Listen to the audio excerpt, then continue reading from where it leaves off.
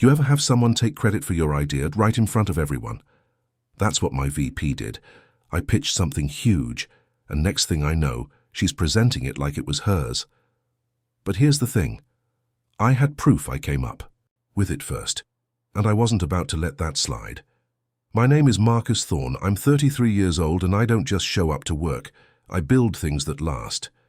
I'm sharp, loyal to a fault, and I've always believed that great work speaks louder than big titles, but titles still win behind closed doors. It was a Thursday. I remember because it was our usual all-hands meeting day, where execs acted like they cared for 20 minutes before retreating to their glass castles. I was in the middle of tweaking a data visualization for a pitch when I got the Slack. A message, "Can you swing by HR, bring your laptop?" My stomach dropped. That's not a message you get unless something's very wrong. I messaged back a simple, "On my way," trying to keep my hands from shaking. As I walked past the product team, a few co-workers gave me awkward half smiles. One even looked away like they didn't see me. HR was too quiet.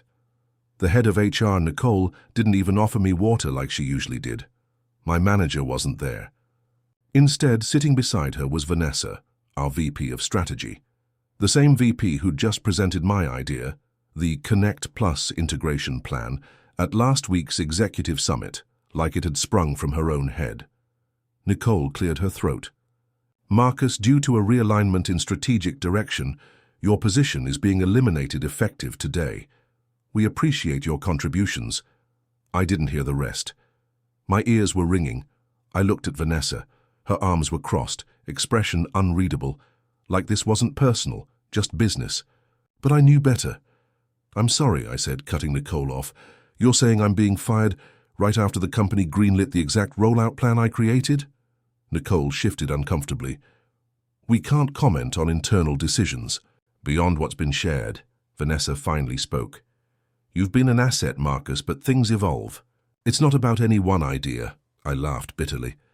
"No, it's not about one idea. It's about the fact that I shared it first and someone higher up shared it louder." No response, just corporate silence. I handed over my laptop like it was some kind of final act of dignity. On the elevator ride down, I couldn't stop replaying the moment from 3 weeks ago, when I had sat across from Vanessa and laid out the Connect Plus blueprint during our one-on-one. No one else was in that room. No paper trail, no slides, just me, trusting someone I thought was a mentor. But I had one thing she didn't know about, a backup folder, tucked away in my personal drive, time-stamped and thorough, filled with early drafts, whiteboard photos, and one voice memo I made right after that meeting. I looked up as the elevator doors opened into the lobby. If they thought this was the end of my story, they seriously underestimated who they were dealing with. I walked out of that building in a daze.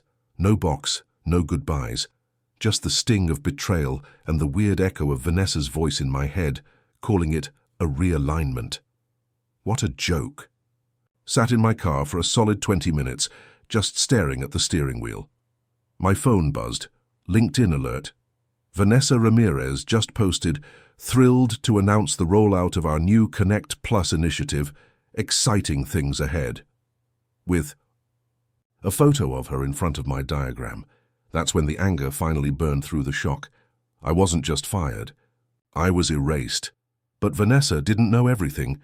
She didn't know I had kept my personal documentation of Connect Plus from the start, or that weeks ago I'd shared a voice memo with my friend Aaron, who just happened to be a product manager. At a competing tech company, I'd sent it half as a joke. "Dude, if I go missing, this is the pitch that got me killed." Then I laid out the whole plan, talking through the integration vision while it was still raw. That file had a timestamp and metadata. It also had me calling the project Connect Plus. By the next morning, I'd already spoken to Aaron. He was furious. On my behalf. "Wait, she stole the exact name and structure and they let you go?" "Yep," I said, "no credit, nothing." He paused. "You know we've been circling the same product idea, right? Not the same name, but this would give us a huge head start. If you're available, I'll set up a call with our CTO." Just like that, the gears started turning. I didn't want revenge just for revenge's sake. I wanted clarity, control, justice. I'd put a year of my life into that idea, and now someone else was cashing in on it. But first, I needed to make it very clear that I was still here. I opened my personal blog, hadn't used it in years, and wrote a post titled, "How Connect Plus Was Born, The Untold Story." I didn't mention Vanessa by name, didn't even say where. I used to work, but I posted drafts, diagrams, and a private link to the voice memo. Every asset dated, all showing I had created the blueprint months before it ever hit a boardroom. The blog didn't need to go viral, it just needed the right people to see it. I emailed the link to a few industry folks I trusted, quiet people, connected people, who hated corporate fakes. Then I sat back and waited.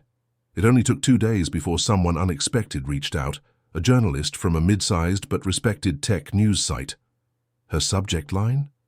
"Can we talk about your post? I think there's a story here." The journalist's name was Talia Griggs. Sharp, direct, no small talk. We hopped on a Zoom call that night. She leaned in, eyes flicking between her notes and my face. "So just to be clear, you created this Connect Plus strategy. You shared it with your VP. Weeks later, she presents it as her own. You're fired. Then she announces it publicly and uses your original name." I nodded. "That's the whole truth. And you have time-stamped proof." I sent her the Dropbox folder live on the call. Voice memo, design iterations, notes. With internal meeting dates, she opened one file and actually whistled. This isn't just proof, this is airtight. I wasn't sure what she was going to do with it, honestly. I didn't ask. I just knew I needed the truth out there, even if I didn't have a big platform myself. 2 days later, the headline dropped. Idea theft in Silicon Alley. Insider shares shocking story of corporate credit. Grab. My name wasn't mentioned. Neither was Vanessa's, but insiders didn't need names. The blog post linked, my voice memo quoted. The Connect Plus name? Unmistakable. The story blew up on tech. Twitter, quiet reposts, screenshots in Slack channels. A few brave employees from my old company shared the article with vague emojis. I knew it hit home when I got a text from a former co-worker. Vanessa's been in back-to-back damage control meetings since this morning. The VP group chat is, I didn't respond. Just smiled to myself for the first time in weeks. That same afternoon, Aaron looped me into a call with his company's CTO. Guy's name was Raymond, one of those older tech guys who didn't waste words. "I read your blog. Then I read the source files," he said. "We've been circling this concept for months, but what you've built is cleaner than anything we've mocked up." He paused, then said, "If you're serious about building this out, we'd like to talk equity." My throat tightened. "You mean you want to bring me in?" "Not just bring you in," he said. "We want you to lead it." I wanted to scream, but I kept it cool. "Yeah, I'm interested." So while Vanessa was dealing with PR fires and trying to convince her own team that the Connect Plus idea was developed internally, I was already sketching new versions, better ones, for a company that actually wanted me, not just my brain. But that's not even the best part. A week later, I got another call, this time from someone at my old company. "Hey, Marcus, it's Tyler, from engineering." "Oh, hey, man. What's up?"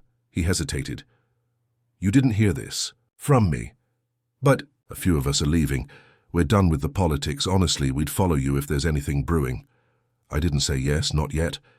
But I'll admit, I started building a new folder that night, and this time I wasn't naming it after the product. I was naming it after the revenge. I didn't rush. I didn't need to. While Vanessa scrambled to hold the reins of a stolen project, I quietly laid the foundation of something real. Aaron's company had already fast-tracked paperwork for a leadership role, head of product development, with equity and full creative control of the integration we were now calling Link Layer. Yeah, I wasn't touching Connect Plus again, with a 10-foot pole. But before I signed anything, I had to ask myself, do I want to build someone else's dream again? The answer came late one night, after I got a message from Layla, one of the best UX designers I've ever worked with. She'd been part of my original team.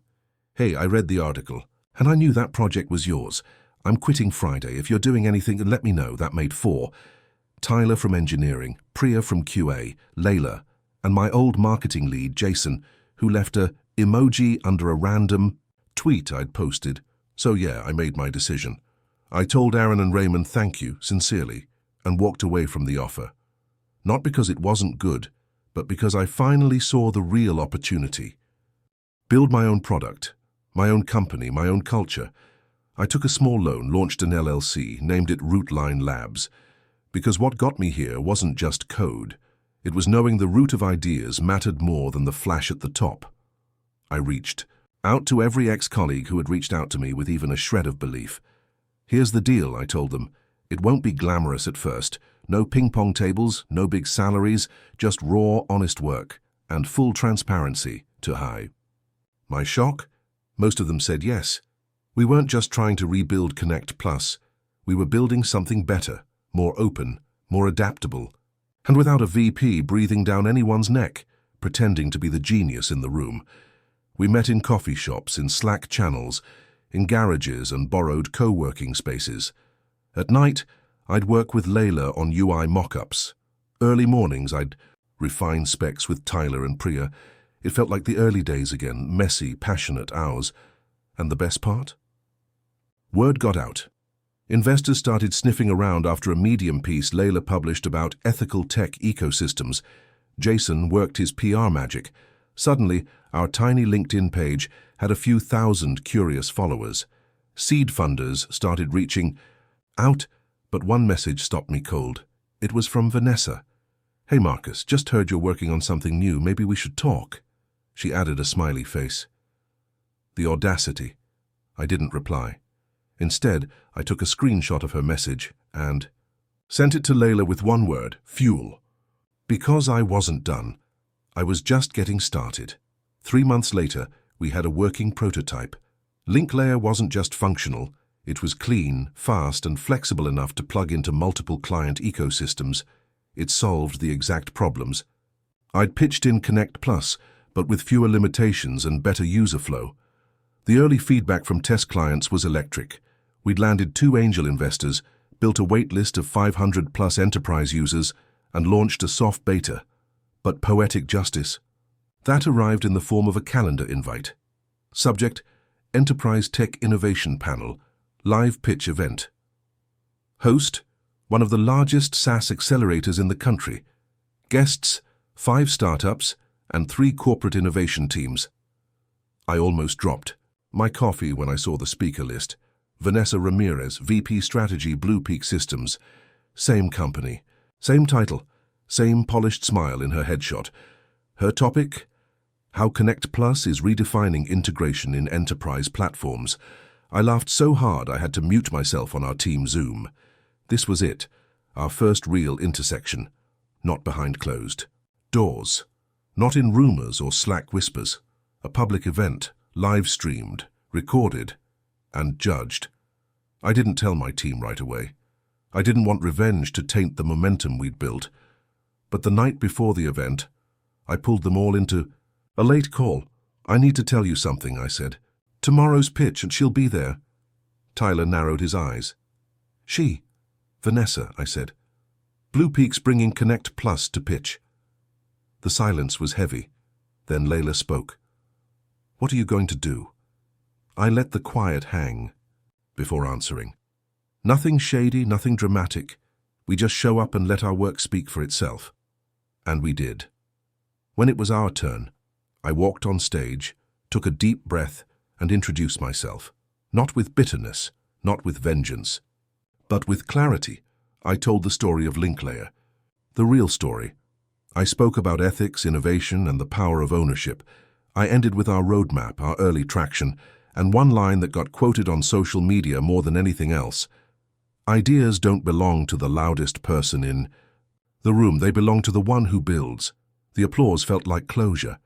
Vanessa went up next. Her pitch was good, polished, corporate, rehearsed. But the Q&A hit her hard. Judges asked about the timeline of Connect Plus development. One brought up my Medium post. Another asked how her team handles idea attribution. She smiled through it, dodged, spun, but the damage was done. After the event, a judge approached me privately. You didn't just pitch a product, he said. You pitched a revolution. Call me next week. We ended up getting first place. Vanessa didn't place at all. When I walked off stage, Layla met me at the edge of the steps and grinned. Still think we shouldn't have replied to her DM? I smiled. No need. The work answered for us. After winning the pitch event, things changed fast. Suddenly, Rootline Labs was no longer just a scrappy startup. We had real momentum, real investors, and a real future. Vanessa never reached out again. The company quietly removed her name from all Connect Plus materials. I heard rumors she was moved sideways to a less visible role. But more than that, I felt something shift inside me. This whole journey started with anger, betrayal, injustice, feeling erased. But now, standing here, leading a company built on trust and respect, I finally understood what mattered most. It wasn't about proving I was right. It wasn't about crushing Vanessa or the toxic politics that tried to bury me. It was about building something true, for me, my team, and the people who believed in real talent. I still remember that first late night when I told Layla, we're building something better. It wasn't just about tech. It was about integrity. I'm Marcus Thorne, 33 years old, and today I'm proud of the company we built, Rootline Labs, because it stands for more than just a product. It stands for the idea that real work, real loyalty, and real leadership can change the game. And as for Connect Plus, it became the blueprint, a cautionary tale of what happens when credit is stolen but never earned. Sometimes the loudest voice doesn't win, the strongest one does. And sometimes that strength comes from knowing when to fight and when to build something better instead.